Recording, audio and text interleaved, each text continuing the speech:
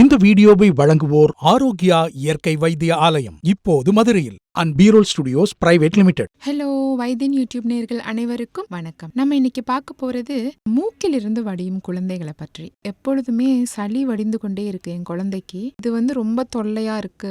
பள்ளிக்கூடத்துக்கு போனா பசங்க கேலி பண்றாங்க, ஃப்ரெண்ட்ஸுங்க. வீட்டுல இருந்தாலும் மற்ற குழந்தைங்க ரொம்ப கேலி பண்றாங்க. இதுக்கு என்னதான் பண்றதுன்னே அவங்களுக்கு தெரியல. பொதுவா குழந்தைக்கு இரு பக்கத்துல இருந்து நீர் வடிஞ்சுக்கிட்டே இருக்கு அப்படின்னா பாத்தீங்கன்னா அது பெரும்பாலும் தடிமன் காரணமா இருக்கும் அல்லது அலர்ஜி காரணமா இருக்கும். ஒரு மூக்கிலிருந்து மட்டும் வடிந்துச்சுன்னா அது மூக்குல சதை வளர்ச்சி காரணமா கூட இருக்கும். இல்லைன்னா ஏதாவது ஒரு அந்நிய பொருள் குழந்தை விளையாடும் பொழுது மூக்குல போட்டுடுச்சுன்னா கூட அந்த ஒரு பக்கத்துல இருந்து வடிஞ்சுக்கிட்டே இருக்கும். குழந்தைகளுக்கு நோய் எதிர்ப்பு சக்தி ரொம்ப குறைவா இருந்தா கூட அடிக்கடி அவங்களுக்கு தடிமன் பிடிக்கும். மூக்குல இருக்கிற குழாய் அடைப்பு, அதுதான் தடிமன் சொல்லுவோம். பள்ளிக்கூடத்துல மாணவர்களிடம் இருந்தோ இல்ல விளையாடும் பொழுதோ நெருங்கி பழகும் பொழுது அந்த தடிமன் அவங்களுக்கு தொற்றிடும். மூக்கில் இருந்து வடிவதற்கு அலர்ஜி காரணமா இருக்கும். உதாரணமா சொல்ல போனா தும்மல், மூக்கடைப்பு, மூக்கில் இருந்து நீர் வடிதல், உடல்ல அங்கங்க சொறி, ஆஸ்மா, எக்ஸிமோ போன்ற அலர்ஜி, இது மாதிரி ஏதாவது நோய்கள் இருந்துச்சுன்னா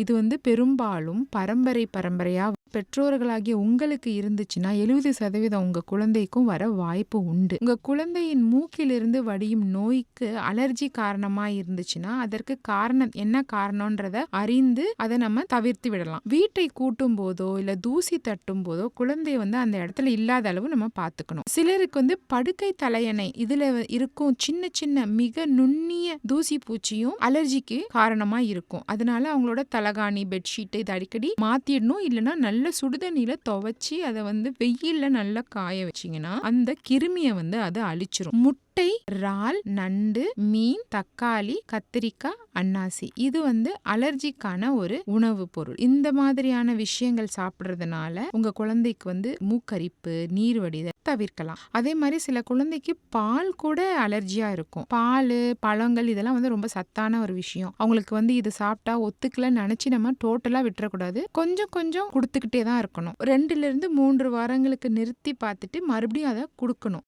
நிறுத்தி பார்த்தும் அவங்களுக்கு அந்த சளி இதெல்லாம் போகல, அப்படியே இருக்கு அப்படின்னா அந்த பழத்தினாலேயோ அந்த உணவுனாலேயோ காரணம் கிடையாது. வேற என்ன காரணம் அப்படின்றத புரிந்து நம்ம அதை சரி செய்யணும். உங்க குழந்தைக்கு ஒரு மூக்குல இருந்து மட்டும் நீர் வடிஞ்சிட்டே இருந்துச்சு அப்படின்னா மூக்குல நீர்ச்சவ்வு வளர்ந்திருக்கு, அதுதான் காரணம். இதை வைத்தியர் தான் பார்த்து அது என்ன பண்ணலான்றத முடிவு பண்ணுவாங்க. இந்த வீடியோ உங்களுக்கு பிடிச்சிருந்ததுன்னா லைக் பண்ணுங்க, ஷேர் பண்ணுங்க. மறந்துடாம வைத்தியன் யூடியூப் சேனலை சப்ஸ்கிரைப் பண்ணுங்க. அந்த பெல் பட்டனையும் கிளிக் பண்ணி வச்சுக்கிட்டீங்கன்னா நாங்கள் சென்ட் பண்ணுற எல்லா வீடியோவும் உங்களை உடனே சேரும்.